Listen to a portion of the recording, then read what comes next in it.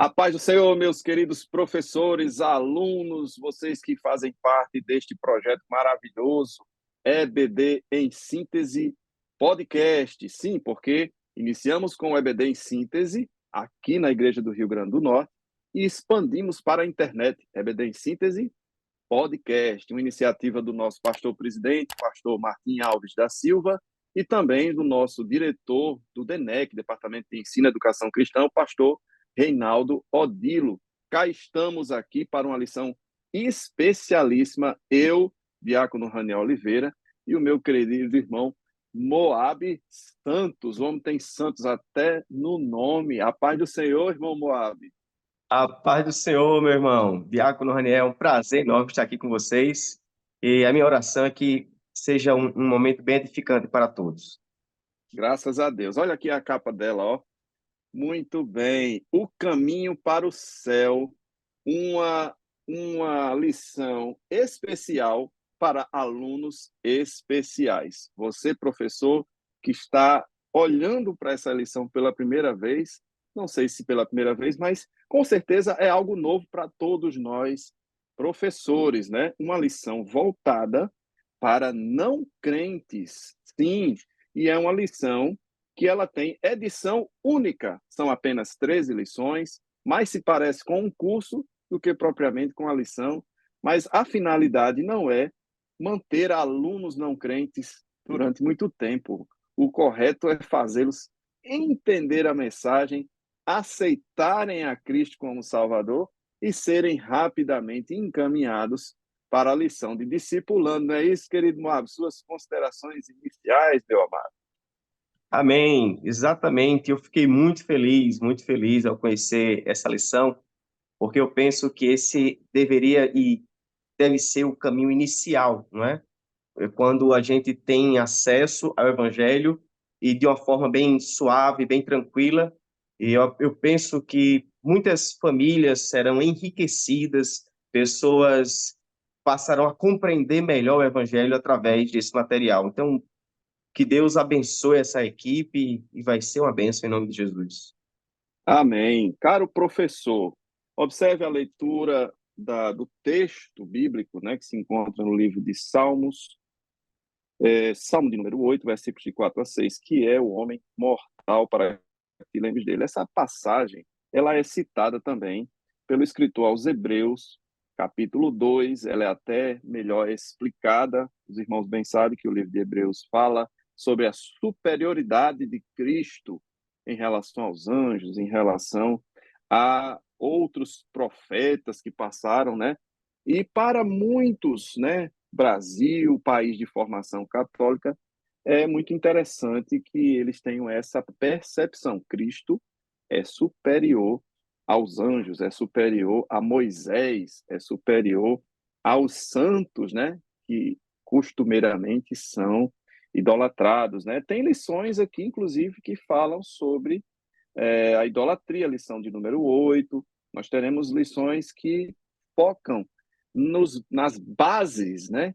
Nos pontos básicos da fé.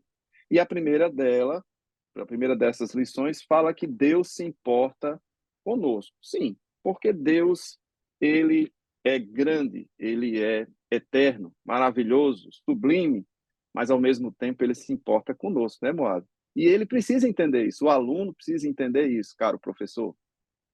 Exatamente, eu acho que esse deve ser o caminho de fato, né? Para que nós possamos reconhecer a nossa pequenez, para que essa pergunta ela possa fazer sentido, nada melhor que primeiro olhar para a grandeza de Deus. Quando nós paramos a olhar para o universo, olhar para a criação, olhar para o nosso corpo mesmo, quanto ele é complexo, e saber que Deus é o grande criador de todas as coisas, e esse Deus imenso, não é? Todo dono de todo poder, Deus eterno, perfeito. Apesar dessa grandeza, ele se importar conosco. Então, essa é uma pergunta que pode surgir, né, na mente de alguém, e é nesse caminho que nós tentaremos caminhar agora. Perfeitamente. O senhor colocou algo que está diretamente ligado ao primeiro tópico da lição, que é a natureza de Deus enquanto Criador, Criador de todas as coisas, Criador do céu e da terra, Criador do homem. Quando ele cria, quando ele faz a sua criação, Deus comanda Cristo, né? Cristo é o autor da criação. Está escrito na palavra, ele diz: haja luz, houve luz. Mas quando Deus vai criando os animais, as plantas e tudo, quando ele vai criar o homem, ele muda o tempo verbal e diz: façamos o homem. Então, há uma postura de Deus totalmente diferenciada quando ele vai criar. Nós, homens, a raça humana, há um comportamento de Deus todo dedicado quando ele vai criar o homem. Gênesis capítulo 1, versículo 17, né? A imagem e semelhança de Deus, e isso fala de princípios éticos, comportamentais, capacidade de aprender, de raciocinar, elementos que só o homem consegue, na sua plenitude, fazer como Deus faz. Isso é uma fagulha de Deus dentro de nós, né? Então, esse é o primeiro tópico. Quem é Deus? Isso é uma pergunta difícil, viu, Mado?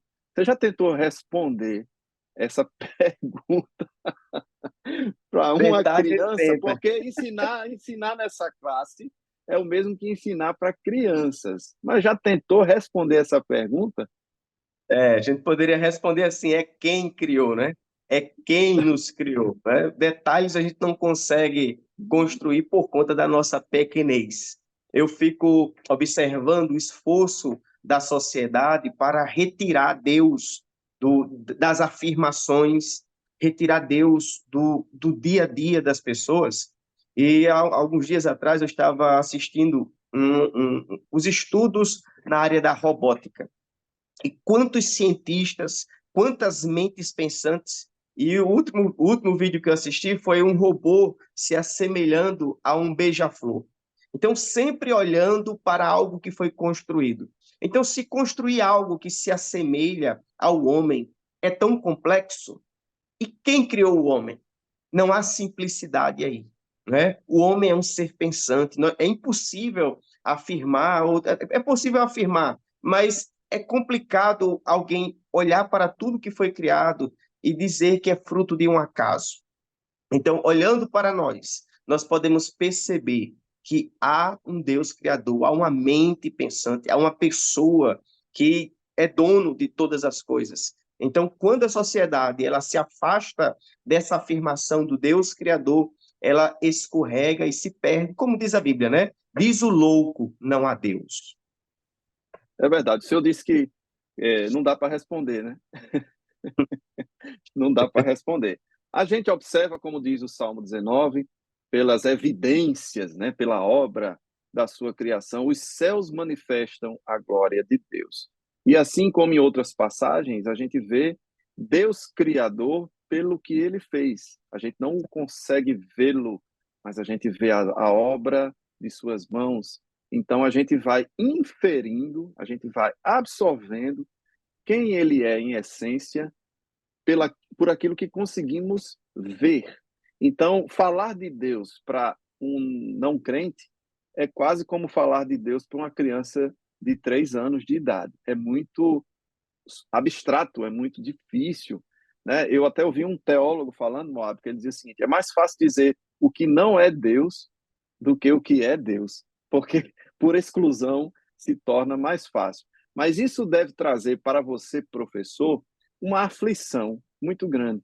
Meu Deus, me colocaram, Moab, numa classe para não crente, uma pessoa que às vezes nunca nem pisou na igreja.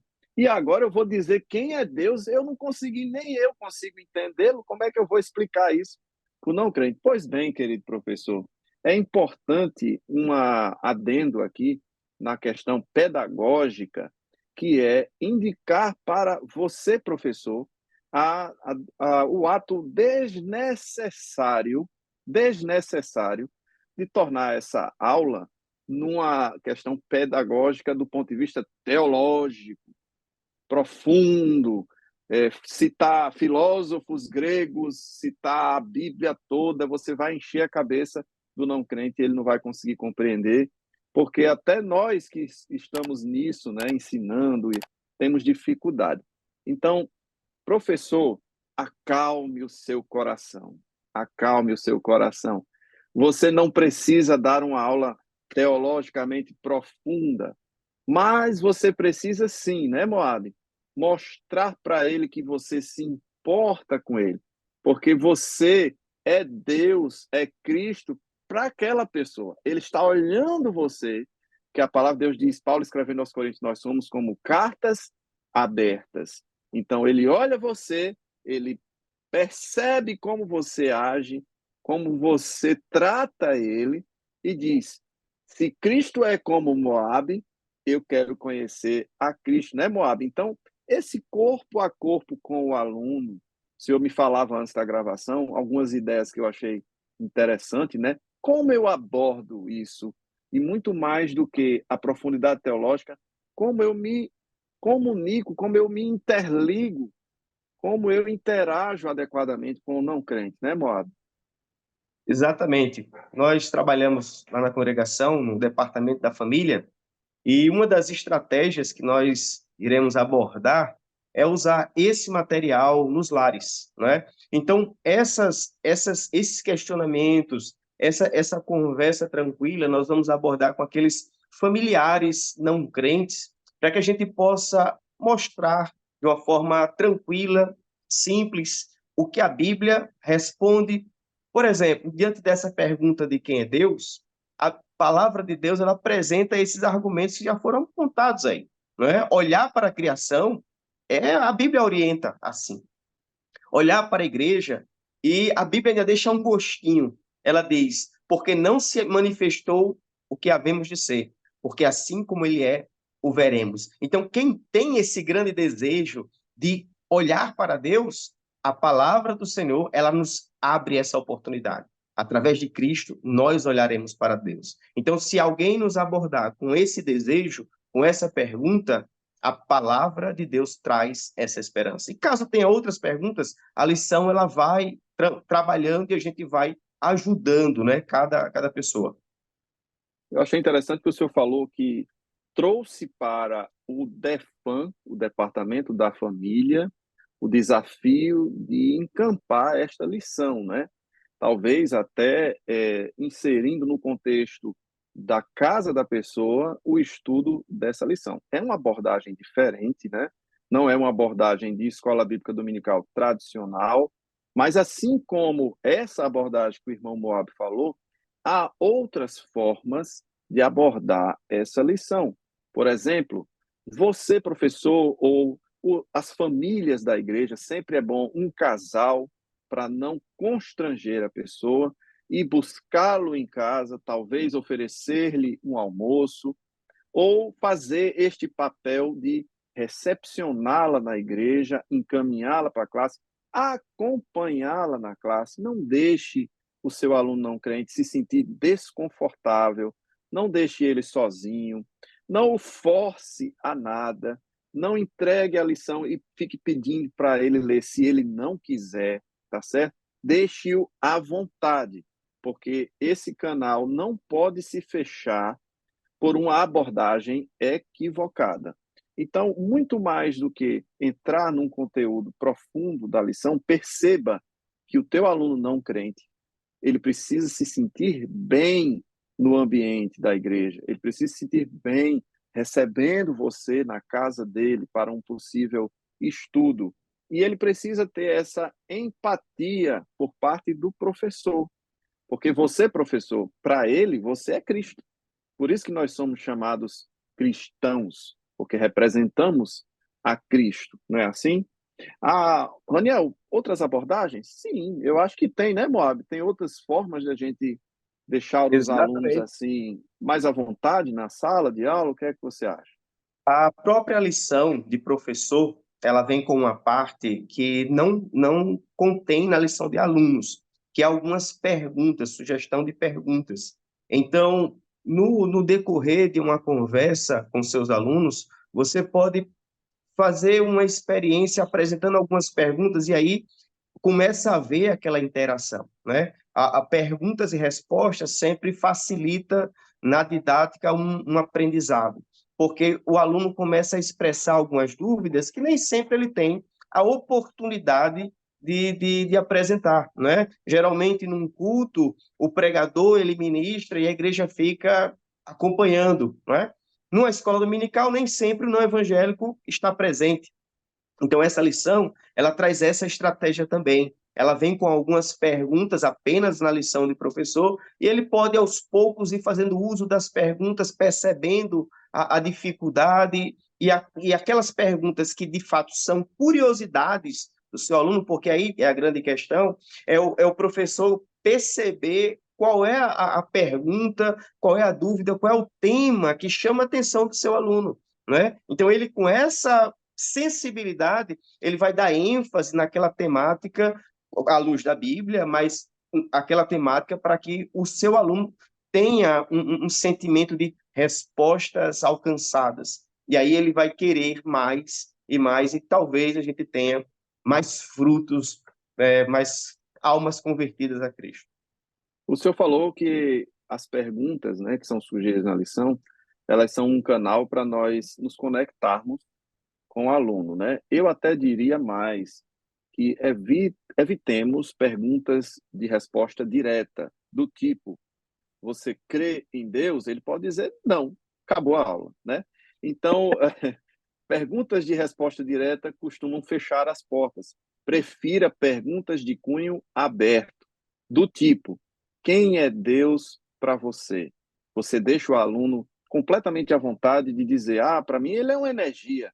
Não critique a resposta que ele der. Procure trazer à luz da palavra, como o irmão Moab disse, né? Respostas mais assertivas para as suas indagações. Mas as perguntas de cunho aberto costumam abrir portas, né? Você, inclusive, vai perceber qual o nível de conhecimento que o teu aluno tem a respeito da palavra. Às vezes ele tem uma formação católica, às vezes ele tem um estudo bíblico na casa dele, com pessoas que costumavam fazê-lo, às vezes é alguém que nunca entrou numa igreja, mas costumava ler a Bíblia em casa. Então, através de perguntas abertas, você vai entender o nível que o teu aluno tem. Outra estratégia, Moab, essa das perguntas é muito boa. Uma outra estratégia é você, se possível, se houver estrutura na tua igreja, você presenteá-lo com a lição, presenteá-lo com uma Bíblia, pode ser aquelas Bíblias baratinhas mesmo, né? Você compra qualquer valor, R$ 15, alguma coisa assim, pede ao teu pastor ajuda, né? Presenteia o teu aluno e, se possível também, coloca um data show, né? Coloca uma apresentação visual na tua aula, porque poucas palavras, mas com algumas imagens bem escolhidas, ele vai refletir muito mais, né? Quando você falar da criação, você coloca uma foto bem bonita do globo terrestre, da vegetação, das árvores, do mar, dos animais. Aquilo traz uma sensação muito agradável para quem está prestando atenção na aula. Isso, lógico, se a tua igreja possuir essa estrutura. Mas isso também não é empecilho para uma boa aula, desde que você consiga se conectar com o teu aluno. Ele precisa se sentir bem, tá certo? E aí nós vamos aqui para a segunda parte da lição. A verdade bíblica, irmão Moab, eu tenho visto que ela tem passado despercebida em algumas igrejas, nos púlpitos, porque estão se pregando para o bem-estar da pessoa, mas não está se falando da verdade bíblica, né? Tal qual ela é. E ela, na segunda parte, depois de falar sobre quem é Deus, né, deixar os alunos responderem e tal, a gente entra numa parte espinhosa e que é necessária, que é a queda do homem. Nós temos um texto conhecidíssimo, Romanos 3:23, né? Todos pecaram, né? E isso não deixa ninguém de fora. Todos são incluídos no problema, na problemática do pecado. E nessa segunda parte a gente vai falando, né, Boab? Não tem como passar despercebido pelo pecado, né? Exatamente. E é um ponto muito relevante, não é? Eu lembro que eu ainda era adolescente e na sala de aula um amigo me fez a seguinte pergunta, né? Ele disse: mas você acha que eu mereço ir para o inferno, né? Então essa foi o grande questionamento. E eu naquela ocasião eu disse não, não é? Porque quando você não entende o evangelho, quando você não conhece o evangelho, você tem respostas até bem intencionadas, né? mas respostas erradas. E quando você aprende com Cristo, ele disse, já estáis condenados. A ação de Cristo é para reverter, é para resolver um problema que já faz parte da vida do homem. E quando você fez esse comentário, eu quero até aproveitar a oportunidade e também falar para o professor que essa divisão de grandes temas dentro de uma lição também é uma ação estratégica da editora. Então, vocês vão perceber o ponto maior, conhecendo a verdade, compreendendo a verdade e aplicando, descobrindo a verdade, compreendendo a verdade e aplicando a verdade. Se o professor perceber e caminhar nessa ideia, que essa metodologia também foi construída com esse foco, vai facilitar também essa abordagem. Muito bem. A queda é o pecado, é a desobediência. Importante que esse conceito fique muito claro, porque quando eu desobrigo alguém da consciência do pecado, né, em relação ao pecado, eu automaticamente tiro Cristo da vida da pessoa. Se eu não pequei, se eu não mereço, né, como o teu amigo lá falou, eu não mereço, né? Se eu não mereço, né, se eu não pequei, eu logo não Exatamente. preciso de Salvador. Aí onde está o grande perigo dessa argumentação humanista, né, antropocentrista, né? Ah, Deus é tão bonzinho, já tem até um conceito aí que falam a respeito da hipergraça, né, que é o próximo tópico aqui. A graça salvadora não é hipergraça. Qual é a diferença, irmão Raniel? A graça é aquilo que Deus nos ofereceu por um favor imerecido, por algo que nós não merecíamos, mas recebemos. E aquilo que nós merecíamos, ele nos tirou, né? É o oposto. Então, a hipergraça é a salvação para todas as pessoas no final dos tempos. Isso não é bíblico, tá certo? E está sendo pregado em alguns púlpitos, né? Da nossa igreja não, mas eu já vi em YouTube, em pregações aí, mundo afora, que falam a respeito da hipergraça. Muito cuidado com esses desvios doutrinários. O aluno não crente precisa sentir muita segurança do professor. Ele não precisa falar de forma complexa, ele não precisa falar de forma profunda, ele não precisa citar 10, 12, 15, 20 versículos, mas ele precisa responder de forma muito segura e assertiva a respeito da realidade do pecado e a respeito de Cristo, porque ele é o caminho, a verdade e a vida. Isso precisa ficar claro na mente do aluno. Então, nós temos o terceiro tópico que fala sobre a graça. Aí vem aquele texto muito conhecido, Efésios 2:8, que pela graça sois salvos por meio da fé, etc, etc, etc. Né, irmão Moado? A Bíblia toda é Cristo, né? O início e Exatamente. fim é Cristo, a profecia é Cristo, a salvação é em Cristo, a graça é dele, tudo é por ele, para ele, né? Isso, e Dele, não tem por como ele e para ele. Isso, e não tem como viver essa graça sem o arrependimento, não é? Nós estamos vendo, ouvindo pregações onde com essa mensagem de venha como está e fique como está. Essa mensagem não é uma mensagem bíblica. A mensagem de Cristo é arrependei-vos, arrependei-vos, é chegado o reino, arrependei-vos e crede no evangelho. Então, todos nós temos, em algum momento, um desejo, algo que não é coerente com a palavra. Mas essa luta, esse arrependimento faz parte da nossa jornada. Então, existem muitas igrejas onde você vive a vida do seu jeito, porque não tem compromisso com o evangelho. Porque é uma das perguntas que surgem, por que tantas igrejas? Porque boa parte das igrejas, elas estão preocupadas em aumentar apenas em volume, em número de pessoas. Mas quando você apresenta a Bíblia Sagrada, e Cristo através da Bíblia, porque a mensagem principal da Bíblia é Cristo. Tudo é por ele, para ele. Então, há um caminho de arrependimento, mas há algo extraordinário que só Cristo pode oferecer, que é a vida eterna. Aí nós temos aí o texto que a lição sugere, que está em João 3,16, é o textuário da Bíblia, inclusive é a leitura que está destacada, né, que ele chama de guarde no coração. Observe que tem uns termos diferentes das lições bíblicas convencionais, né, de adultos e jovens, mas é justamente uma linguagem própria para o não crente. Então, o que a gente chama de verdade prática ou de texto áureo, né, aqui ele chama de guarde no coração. Então, ele cita João 3,16, porque é a forma que Deus teve de melhor encontrar-se com o homem e resgatar-lhe dos pecados. Foi enviando a Cristo. Ele não enviou João, ele não enviou Pedro, não para a salvação. Ele enviou sim para a pregação, né? Pedro, que é considerado o primeiro papa, né, pelos católicos, ele teve uma missão importantíssima como pastor em Jerusalém, mas só isso. Ele não tem a função salvífica. Maria, mãe de Jesus, também não. Ela tem uma função histórica na concepção do Salvador, mas também não passa disso. É importante que o aluno perceba em Cristo a sua única fonte de salvação.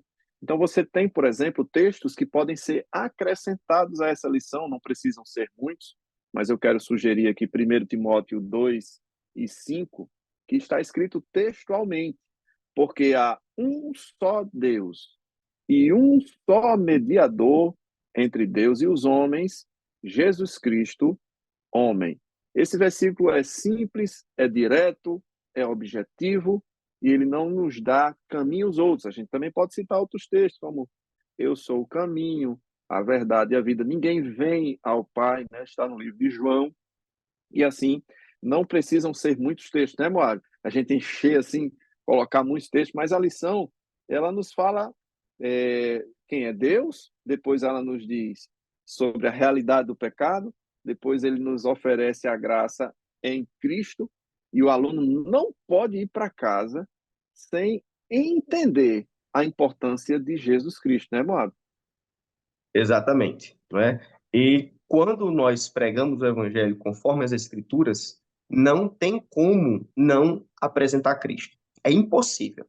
É impossível anunciar o evangelho sem anunciar a Cristo, não é? O evangelho de salvação, o centro é Cristo.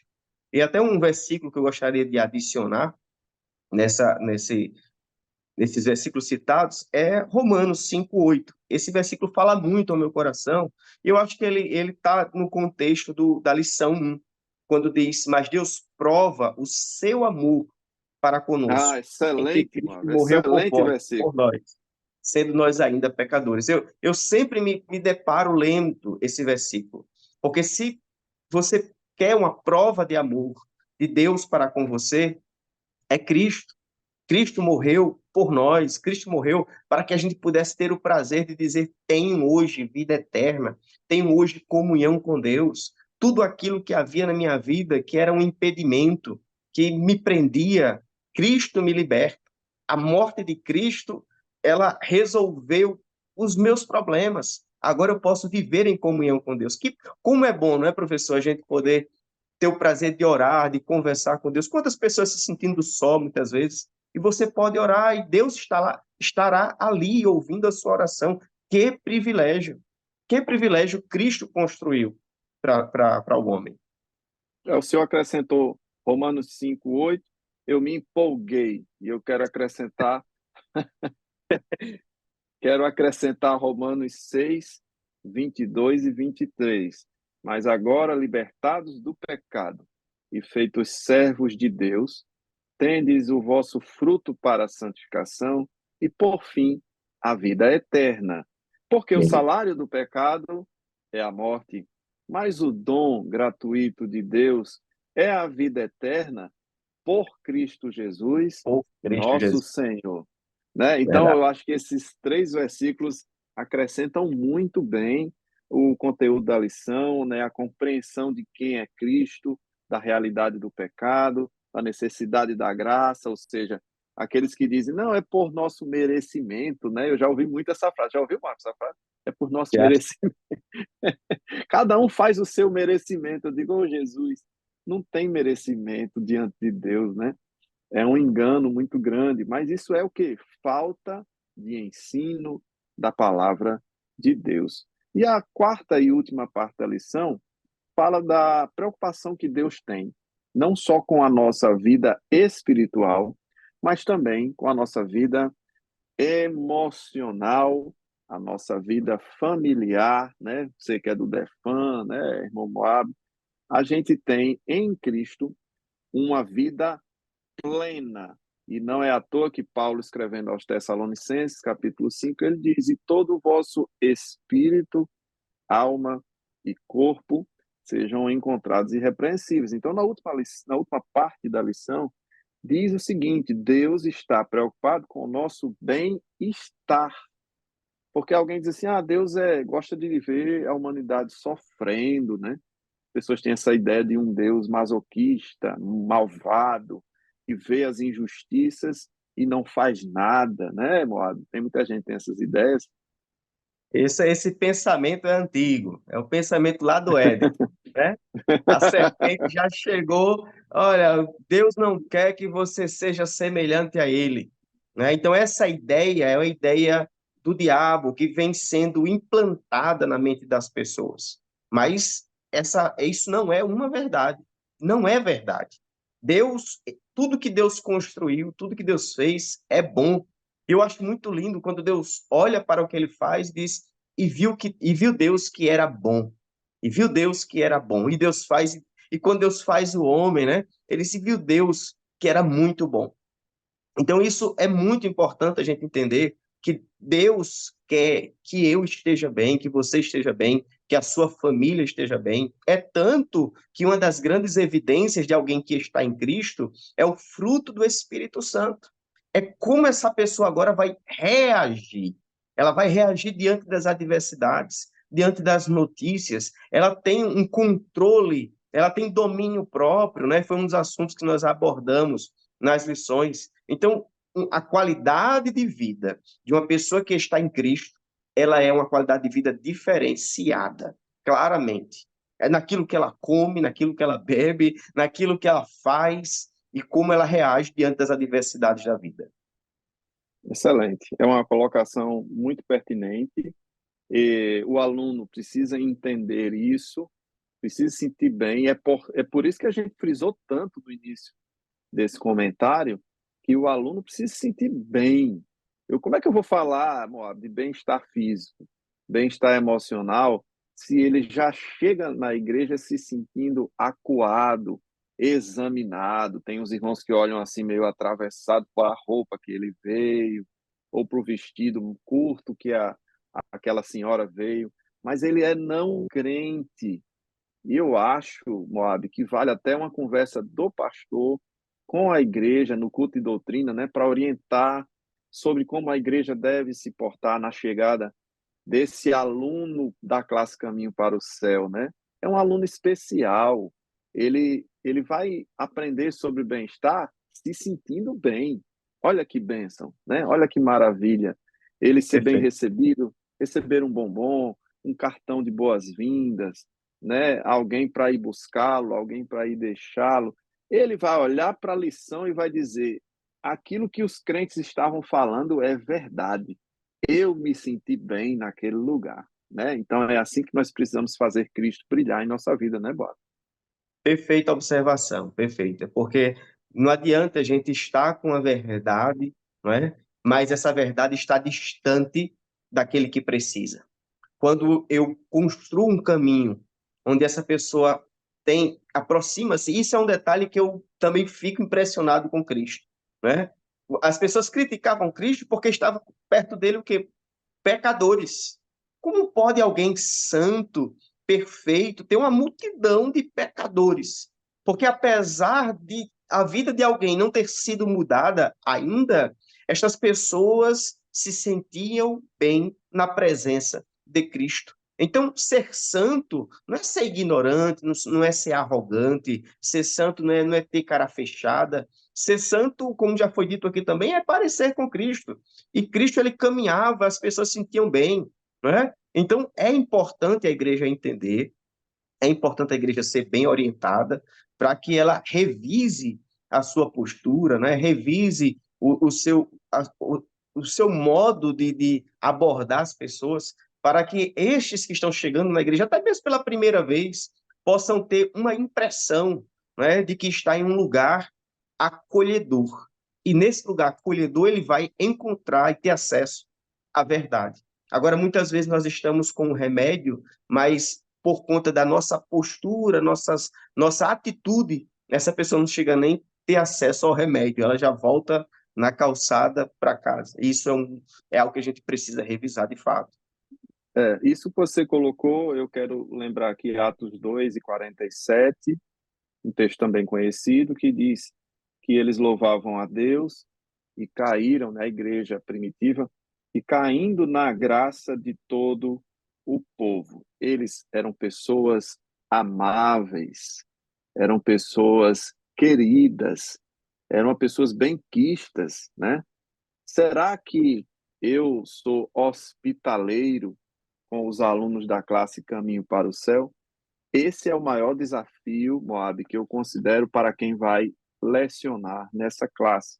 Não o conhecimento teológico, não o conhecimento exegético, mas sim um coração carregado de amor para receber bem pessoas que talvez nunca tenham pisado na igreja e que nós vamos nos esforçar para que ela volte e volte e volte e não queira sair mais. Esse sim é o grande desafio da classe Caminho para o Céu. E assim eu me despeço com o meu comentário e passo para as considerações finais do meu querido irmão Moab, nesta lição tão especial que é a lição de número 1 da classe Caminho para o Céu.